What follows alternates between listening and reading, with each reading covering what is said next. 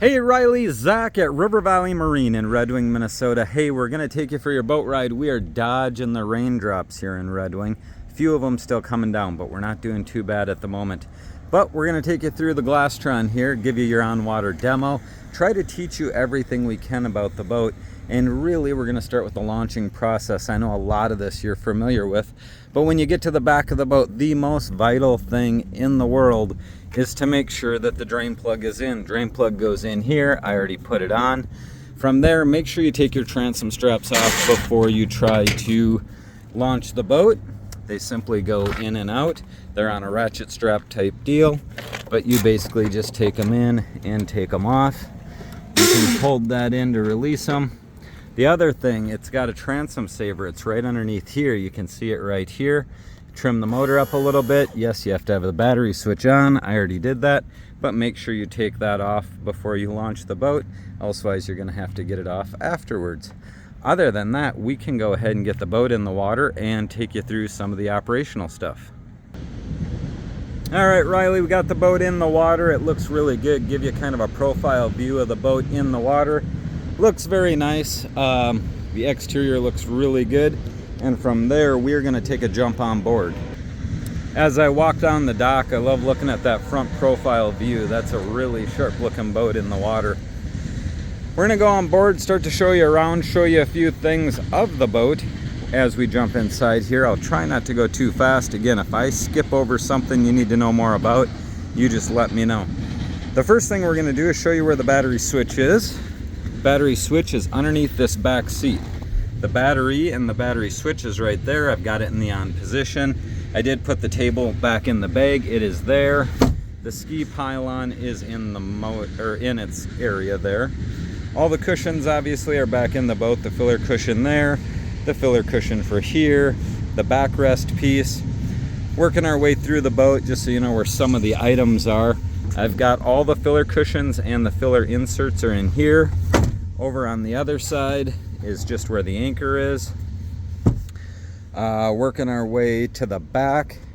Over on this side is just where I put that engine mount thing. I'll end up putting that back on.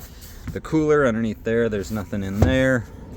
Over here on the back corner, life jackets, the table leg, fire extinguisher, some extra drain plugs he had in here.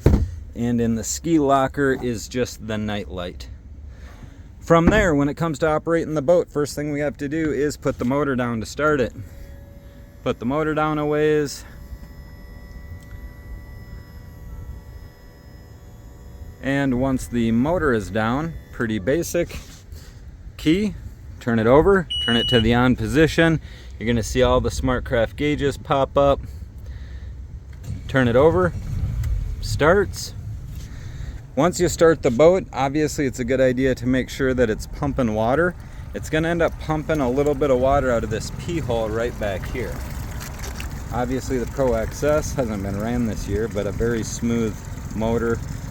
Mercuries are known for being quiet, which they definitely are.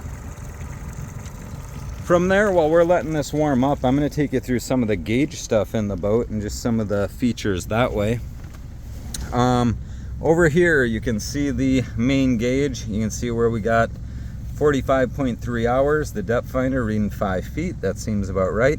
If you click these tabs, we're going to go in and out of different things like the RPMs. You can see it says 650, replicates that up here on the gauge for the RPM gauge. If we click here for speed, we're going to end up seeing over on the speedometer, that probably pops up to match this. Oil pressure, right at 38 pounds at an idle, seems about right. We'll check that when we're going faster. Engine temp, starting to climb, which is good. Battery voltage shows that it's charging the battery. Your fuel is at 92%, which if we look at the fuel gauge, kind of represents that at almost full on the gauge. Working our way to gallons per hour, we're only burning 0.5 gallons per hour at idle, so not a whole lot there. And our trim, if we were to trim the motor down a little more, you can see the trim going down to 0. If I were to trim the motor up, you can see it goes up and down. What those numbers replicate, I really don't know, but there is a trim gauge over here as well.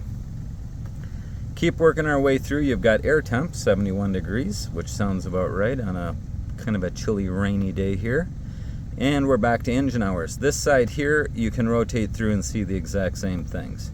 Again, RPM gauge, speedometer, oil pressure, so you can set it on whatever setting you choose to have it on. Over here on the other side, I already mentioned the trim and the fuel speedometer. In the middle here is your USBs. Down here is going to be like the horn, your navigation, and your anchor lights. Courtesy lights for inside the boat. It does not have underwater lights. Your on and off for the stereo, and then the bilge pump.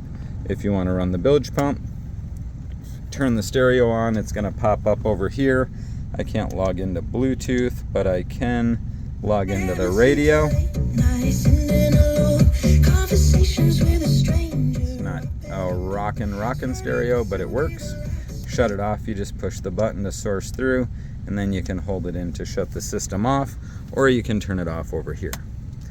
That's kind of a quick outlay of the dash. From there, I'm going to get us untied and take us for a boat ride.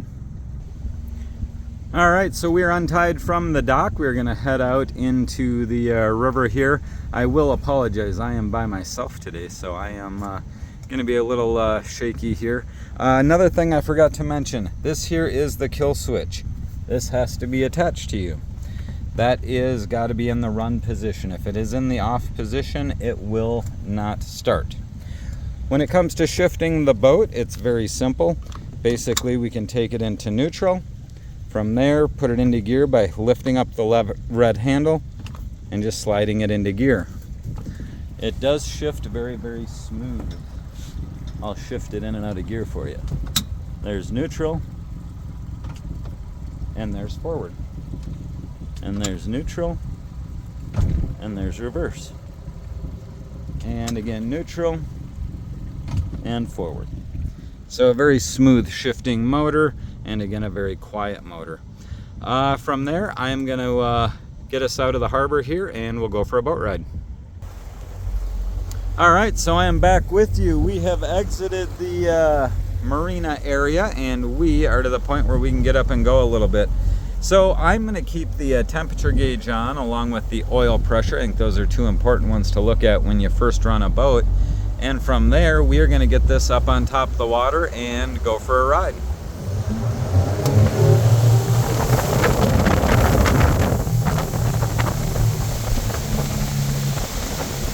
First thing I can tell you is this boat's extremely quick to get up on top of the water. Again, I apologize if you can't hear me very well.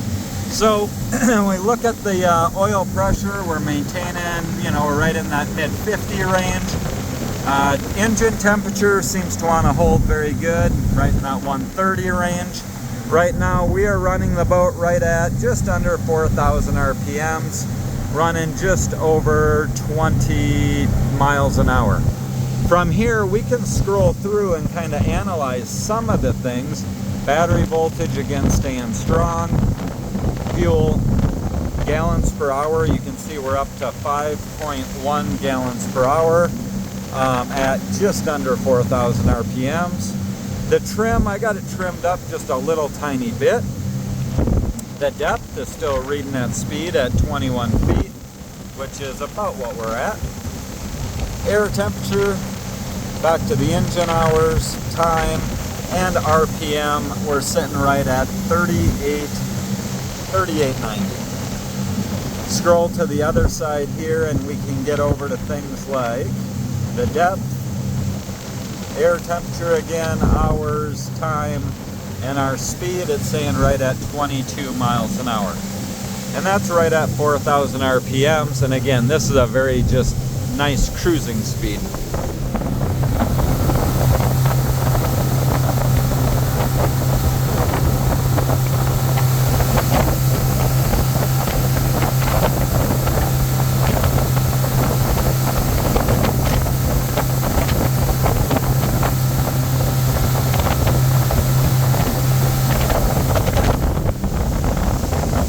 We can bring the speed up a little bit more.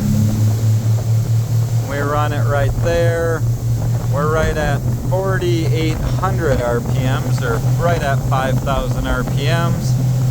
Right in that low 30 mile per hour range, probably a little quicker than your normal cruising speed, but it maintains very nice. The RPMs just kind of staying right where they're at. I'll turn it around so you can hear it there.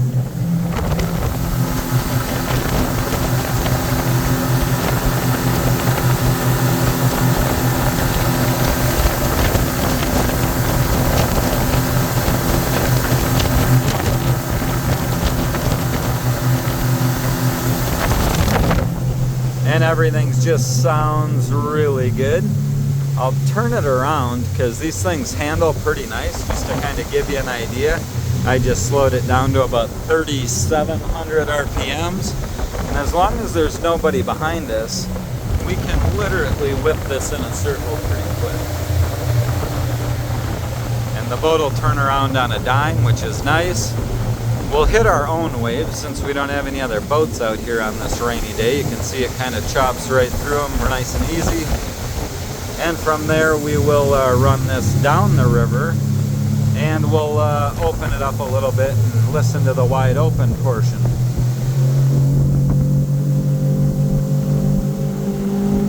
See, we're running right at 6,000 RPMs, right in that 6,100 RPM range, which is going to be right at wide open throttle for this motor. Looking at 43-ish miles an hour.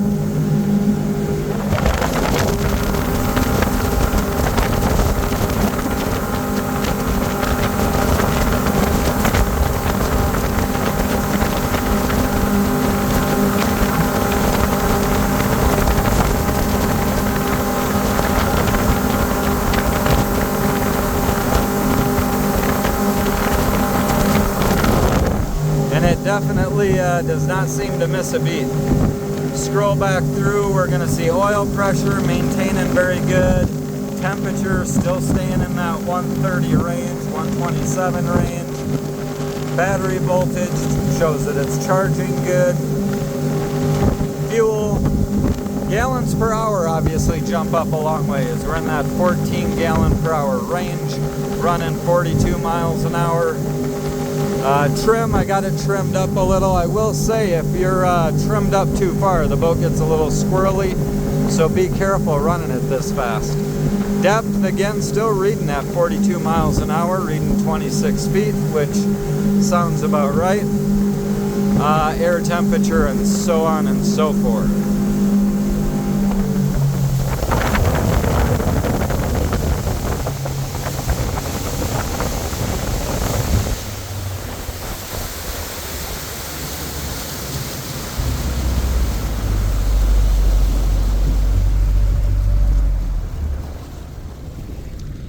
And from wide open throttle all the way back to an idle, and just sits perfectly at our idle speed. Sounds very good, obviously. I don't know what more I could say from there. Obviously, we gave it a pretty good workout for its first run. Oil pressure is maintained really good. Temperature is maintained really good.